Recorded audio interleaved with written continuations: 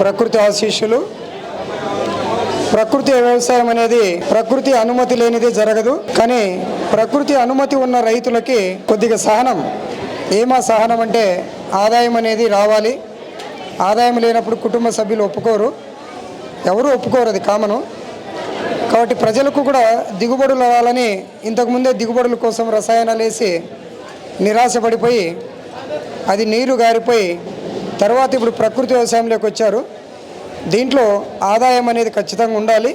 ఆదాయం ఖచ్చితంగా ఉండాలంటే మంచి సహనంతో ప్రకృతి వ్యవసాయ విషయాలను బాగా తెలుసుకోవాలి. ఎందుకంటే మేము 15 సంవత్సరాల్లో మా ఎక్స్పీరియన్స్లో చెప్తున్నాం, చాలా ఆటుపోట్లు ఎదుర్కొన్నాం. అవన్నీ మీకు అనవసరం, అవి అవసరం లేదు మీకు. ఎందుకంటే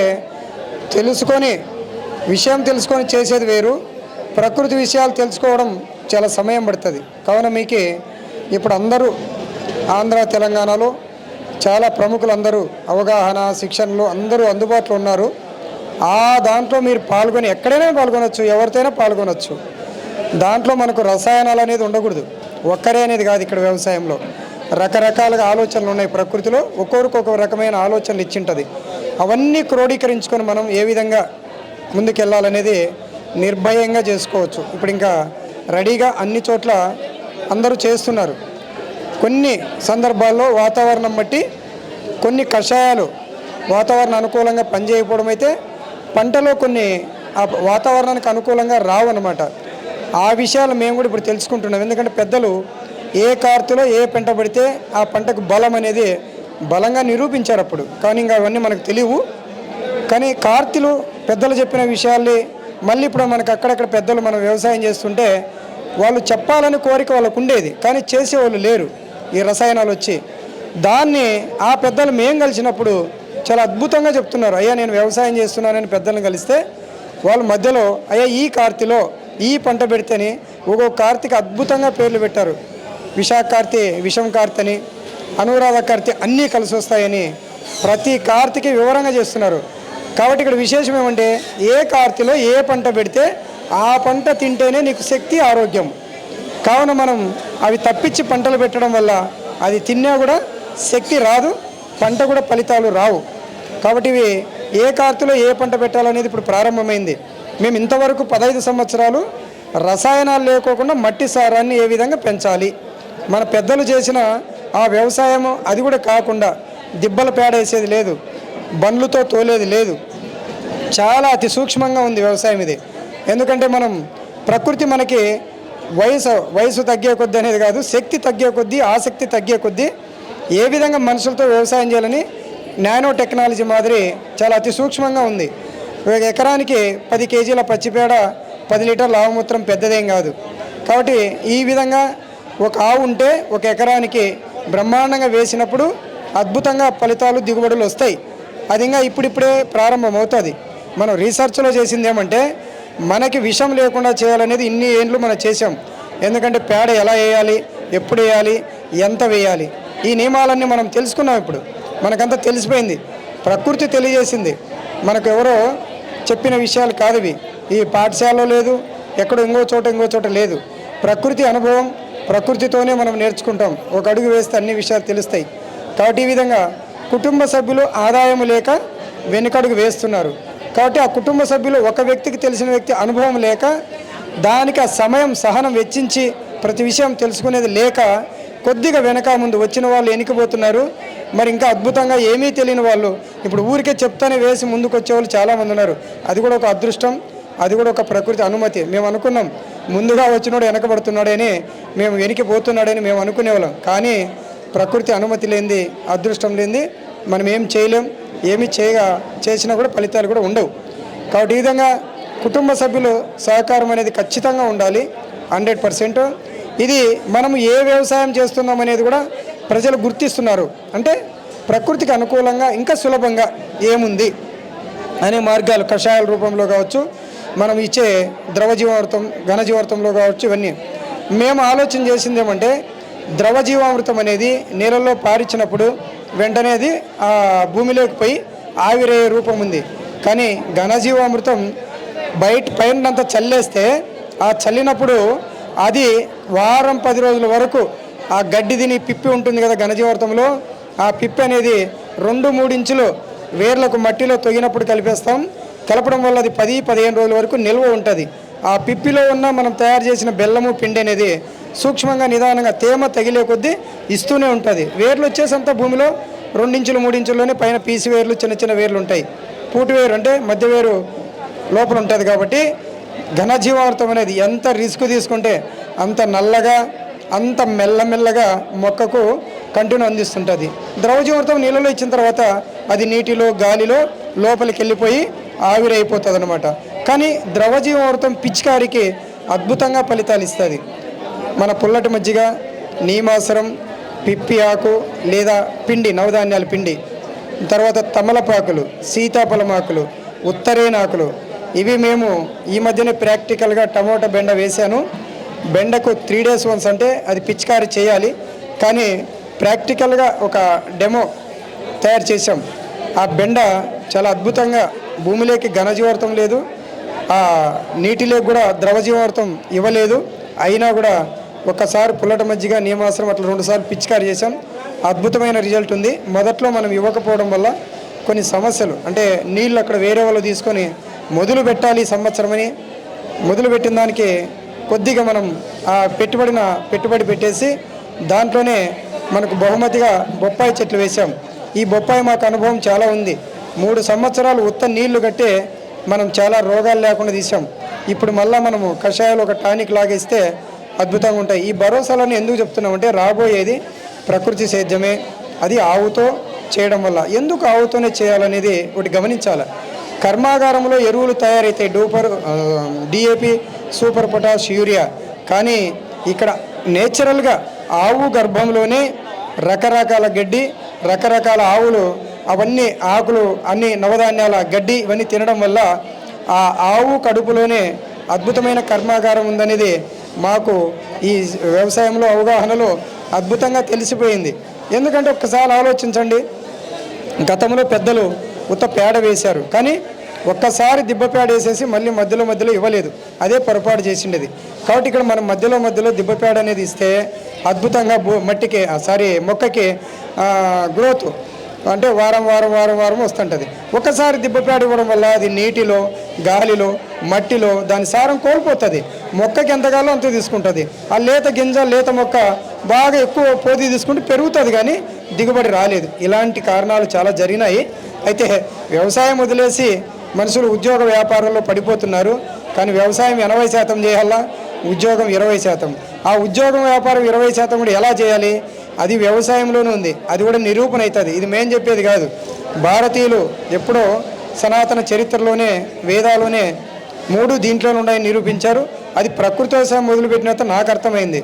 మనమే పంట పండిస్తాం, మనమే అమ్ముతాం, మనమే మెయింటెనెన్స్ చేస్తాం, ఉద్యోగం మెయింటెనెన్స్ అనేది.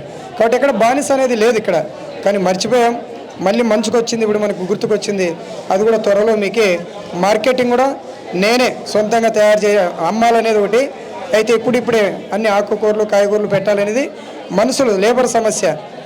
అందరూ అప్పుడు లేబర్ సమస్య ఉందంటున్నారు. నిజం, అది వాస్తవం. అది ఎందుకంటే ఇప్పుడు మళ్ళీ రైతులు ఏమవుతుందంటే మొక్కజొన్న, వేరుశెనగ. ఈ వేరుశెనగ మా ఆంధ్రాలో అంటే అనంతపురం జిల్లాలో బెంగళూరు దగ్గర ఉంది. పచ్చి కాయలే అమ్ముతున్నారు. ఆ వేరుశెనగ ఇంత కాయలు లావుగా ఉంటాయి, అవి తినడానికి కాదు. కానీ బెంగళూరులో ఆ వేరుశెనగ పచ్చివి అక్కడ ఉడకేసుకోవడానికో సంథింగ్ ఏమిటికో ఈ రైతులు వేయడం వల్ల అదేమైందంటే ఇంతకుముందు వేరుశెనగ కట్టి లాగి మిషన్ కేసు విడిపించేవాళ్ళం చేతులతో. అది కట్టిలో కొద్ది రోజులు కాయలు ఉండడం వల్ల ఆ కట్టిలో ఉండే సారము ఆ వేర్ల ద్వారాగా 2-3 రోజులు తీసుకునేటివి. ఇప్పుడు అట్లా కాదు, ఇమ్మీడియట్లీ వాళ్ళు లేబరే బీకేది, లేబరే వదిలేసేది. దానికి ఒక ప్యాకెట్కి 300 రూపాయలు ఇస్తున్నారు. అక్కడంతా 600 రూపాయలు వస్తుంది వాళ్ళకి లేబర్ రోజుకి. మనం 250-300కు రమ్మంటే రావడం లేదు. ఇప్పుడు మాకు కొత్తగా తెలిసింది ఈ సమస్య. ఈ లేబరు చాలా డిమాండ్ ఉందనేది. 600 మనం ఇవ్వలేము. కానీ వాళ్ళకేమో అప్పుడప్పుడు పీకేసుకుంటారు, అప్పుడప్పుడు మూటలు గిడిపిస్తారు, పంపిస్తారు. మంది అలా కాదు కదా, అంత డబ్బులు మనం ఇవ్వలేము. కాబట్టి ఇవి ఆటుపోట్లు అనేది ప్రకృతే మనకి ఎదుర్కోమని ఒక సిగ్నల్ ఇస్తుంది. అప్పుడు కూడా మనం వదిలేస్తామా లేదని అది తట్టుకొని సొంతంగా కొంతమంది ఇప్పుడు కాయగూరలు, ఆకుకూరలు అమ్ముకొని రోజుకు 1500, 2000, 3000 కూడా అమ్ముకుంటున్నారు. కానీ వాళ్ళకు కూడా ఈ అమ్మే టైంలో కొన్ని కషాయాలు తయారు చేసుకోవడం, జీవామృతం తయారు చేసుకోవడం, నీళ్ళు ఇచ్చుకోవడం, తర్వాత మార్కెట్కి పోవడంలో భార్యాభర్తలకే కొద్దిగా రిస్క్ వస్తుంది. ఆ రిస్క్ రాకపోవడం వల్ల కషాయం కొట్టకపోతే కొద్దిగా పురుగు అంటే దెబ్బతినడం ఇట్లా జరుగుతున్నాయి. దీనివల్ల కొంతమంది ఒత్తిడికి లోన్ అవుతున్నారు.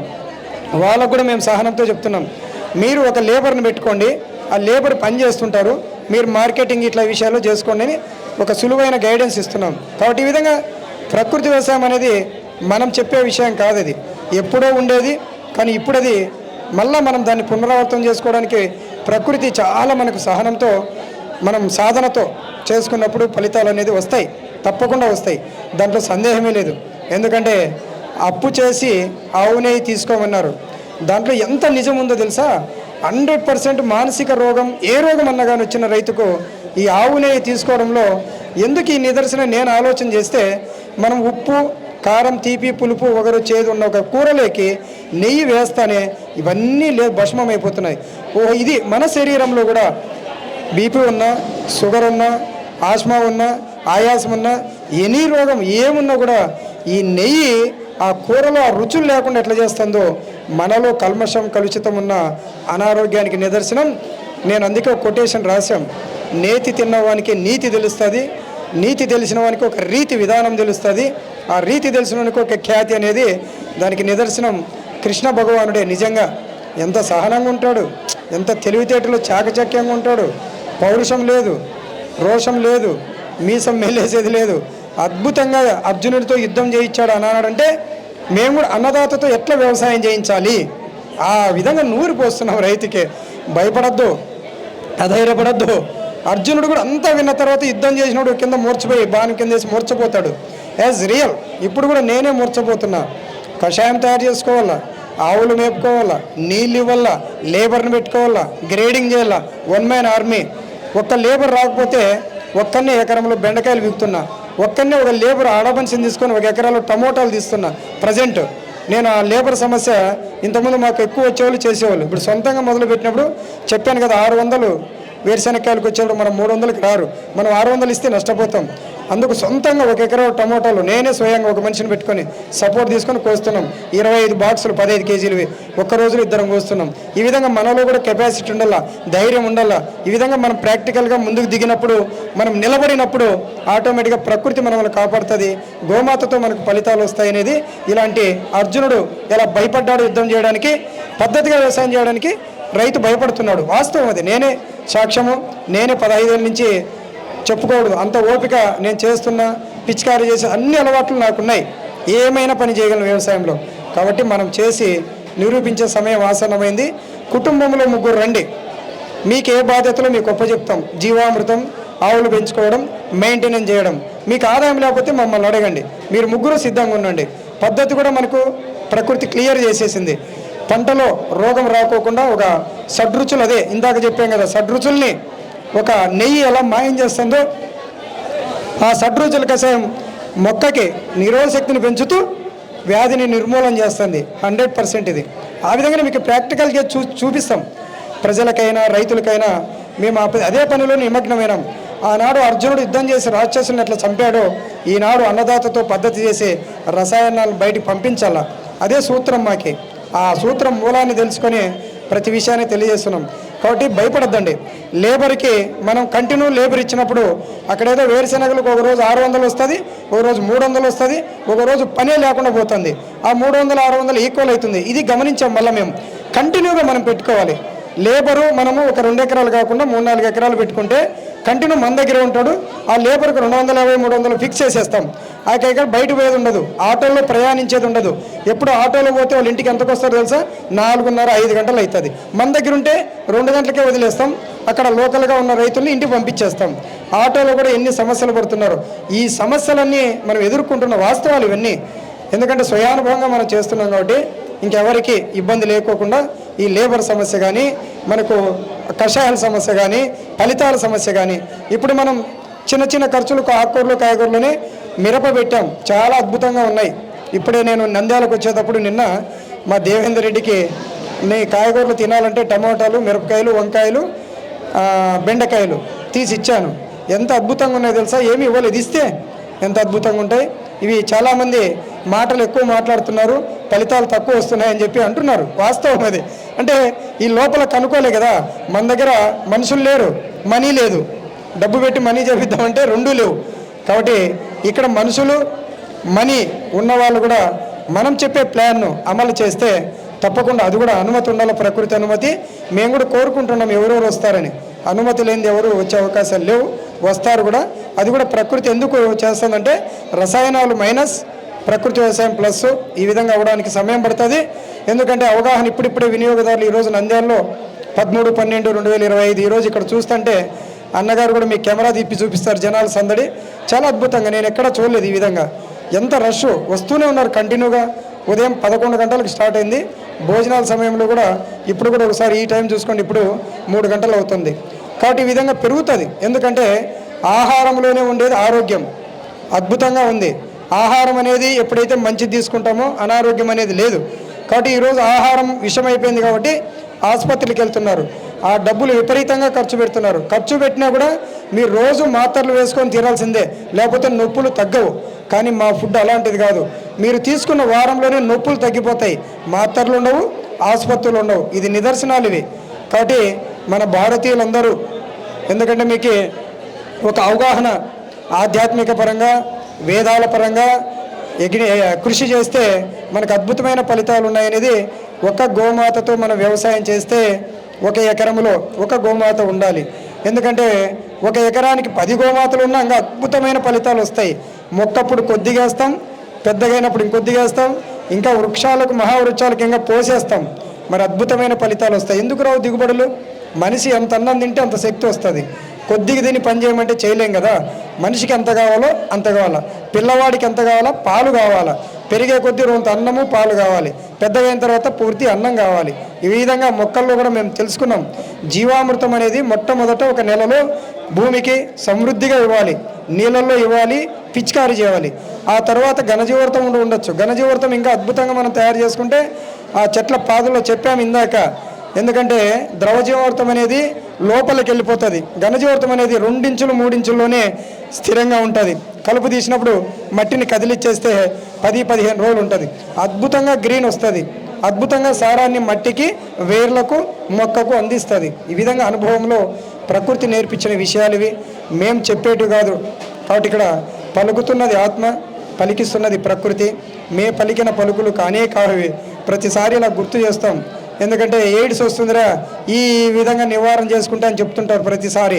మరి మేము కూడా ప్రతిసారి చెప్తాం, ఆవు మూత్రం ఆవు పేడ తప్ప మట్టికి సారానికి ఇంకా ఇతరత్ర ఏమీ లేవనేది ఒక నిదర్శనం.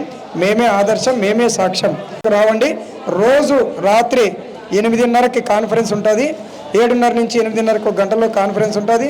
ప్రతి నెల కూడా శిక్షణలు ఇస్తుంటాం. మా నెంబర్ తీసుకోండి, మాకు ఫోన్ చేయండి. మీ ఇంట్లో 3 మనుషులు సిద్ధంగా ఉండండి. మీకు ఎంత కావాలో, వ్యాపారంలో ఎంత వస్తుంది, ఉద్యోగంలో ఎంత వస్తుంది, వ్యవసాయంలో ఎంత కలిపి ఎంత వస్తుంది అనే నిర్ధారణ కూడా మేమే ప్రాక్టికల్గా చేసి నిరూపించడానికి రెడీగా సిద్ధంగా చేస్తున్నాం. కాబట్టి ఈ విధంగా మా నెంబర్ 9182671819. ఈ నెంబర్కు జై గోమాత అని వాట్సాప్లో పెడితే మీకు లింక్ వచ్చేస్తుంది. భయపడద్దండి, కొన్ని విషయాలు వింటూ ఉండండి. మీరేం జంకద్దండి, సిగ్గుపడద్దండి, బిడియపడద్దండి. వ్యవసాయం అంటే చాలామందికి సులకనైంది, అంటే అట్లా అయిపోయింది పరిస్థితి. అది లేదు. ఇంకా రాను రాను చిన్నగా ఇప్పుడు స్టార్ట్ అవుతున్నది. ఆసక్తి ఉన్న వాళ్ళు వెనుకడుగు వేయొద్దండి. అయితే ఒక్కరే వ్యవసాయం చేసినప్పుడు చిన్నగా ఆకుకూరలు స్టార్ట్ చేసి మీరు రోజు 500 రూపాయలు తీయచ్చు. ఒకే ఒక్కడున్నా కూడా చాలు. చాలా సింపుల్ ఇది. కానీ దానికి సహనం కొద్దిగా మీరు అక్కడ తెలుసుకొని విషయాన్ని, ఆ సంపూర్ణంగా విషయం తెలుసుకోవాలి. ఫస్ట్ ఆకుకూరలకైనా కాయగూరలకైనా మట్టిలో సారం ఎంత ఇవ్వాలని సంపూర్ణంగా తెలుసుకున్న తర్వాత మీకు సబ్జెక్ట్ చాలా సులభంగా ఉంటుంది. ఏది కూడా సాధనతోనే సమకూరేది, సాధన లేనిది ఏది సమకూరదు. ఈ విధంగా వ్యవసాయం అనేది మన కుటుంబం అంతా మొత్తం కష్టపడితే ఎవ్వరికీ బానిస కావాల్సిన అవసరం లేదు. ఏ దేశానికి వలసలపై మనం పని చేసుకోవాల్సిన అవసరం లేదు, పట్టణానికి కూడా అవసరం లేదు. ఎందుకు చెప్తున్నామంటే ఈరోజు పట్టణం పోతాం, డబ్బులు సంపాదిస్తాం, సంతోషం.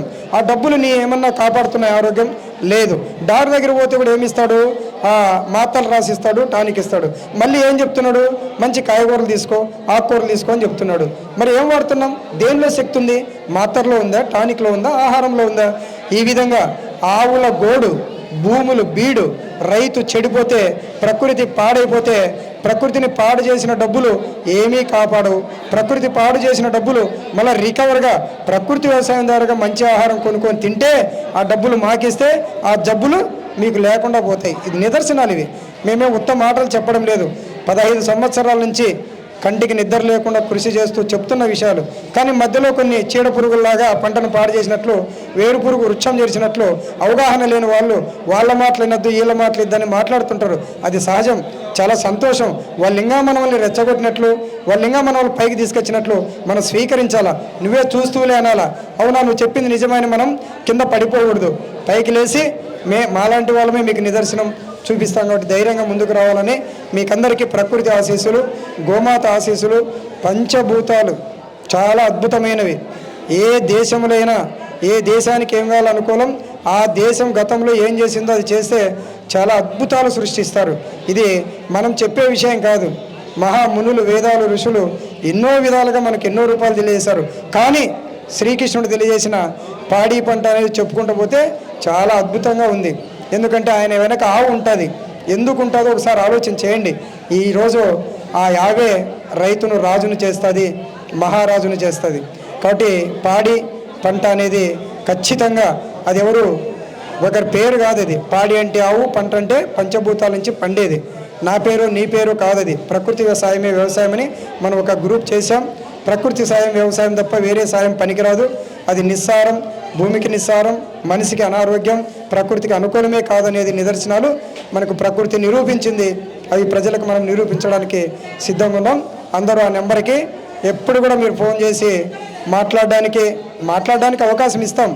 కానీ మేము ఇంకా ఇప్పుడు పెరిగిపోతుంది కాబట్టి కాన్ఫరెన్స్లో మీరు ఎనీ డౌట్ ఏదన్నా ఉండగానే మీరు చేసిన సందేశం చెప్పచ్చు, సందేహం ఉంటే అడగచ్చు. కాబట్టి రైతుకు ఎవ్వరూ కాపాడలేరు. ఆవు చుట్టూ తిరగాలి, ఆవుతోనే కష్టపడాలి, ఆవుతోనే సేద్యం చేయాలి. 100% నిరూపణ మీకు రాబో దినాలు తెలుస్తుంది. అయితే రకరకాల వ్యవసాయం చేస్తున్నాం. వాళ్ళకు కూడా ఒక విన్నపం, తప్పు లేదు. మీకు తెలిసిన చిన్నగా ఇంతింతాయి వటుడింతాయి అని ఆఖరికి ఆవుతో వ్యవసాయం, ఎద్దుతో మనము వ్యవసాయం దున్నడం, బండి కట్టుకొని లాగుడు చేయడం, ఇలా చాలా అద్భుతమైన విషయాలు ఉన్నాయి. ఆవు ఈనుతూ, ఎద్దు లాగుతూ, రైతు ఎదుగుతూ ఉంటాడనే నిదర్శనం మనం త్వరలోనే నిరూపిస్తాం. తప్పకుండా నిరూపిస్తాం. ఇదేదో మాటలు కాదు, మన చేతల్లోనే నిరూపిస్తాం. తప్పకుండా నిరూపించి మీకు అందరికీ, మన భారతీయులందరికీ మంచి ఆరోగ్యం ఇస్తాం. తప్పకుండా మన ప్రజలకి మంచి ఆరోగ్యాన్ని ఇవ్వడమే కాకుండా ప్రకృతిలో మంచి ఆహారం తీసుకొని అద్భుతంగా చిరునవ్వులతో జీవించే విధంగా ఎన్నో విషయాలు చేస్తాం. చెప్పాలంటే భగవద్గీత ఒక రోజులో చెప్పేది కాదు, అన్నదాత వ్యవసాయం ఒక రోజులో చెప్పేది కాదు. ఇది రోజు రోజుకు ఒక అడుగు వేసి రోజుకు తెలుసుకోవాలి. విద్యను ఎట్లా నేర్చుకుంటాం, ఉద్యోగం ఎట్లా సాధన చేస్తాం, వ్యాపారం ఎట్లా మొదలు పెడతామో అట్లా వ్యవసాయం కూడా 15 ఏళ్ళు మేము మొదలుపెట్టి ప్రతి విషయాన్ని క్షుణ్ణంగా తెలుసుకున్నాం. ఆ విషయాన్ని మీకు అందించడానికి మేము సిద్ధంగా ఉంటాం. అందరికీ గోమాత ప్రకృతి ఆశీస్సులు ఉన్నారని మరొకసారి అందరికీ తెలియజేస్తూ విన్నవించుకుంటున్నాం. మరిన్ని అప్డేట్స్ కోసం బ్యాక్ టు రూట్స్ యూట్యూబ్ ఛానల్ని సబ్స్క్రైబ్ చేసుకోండి.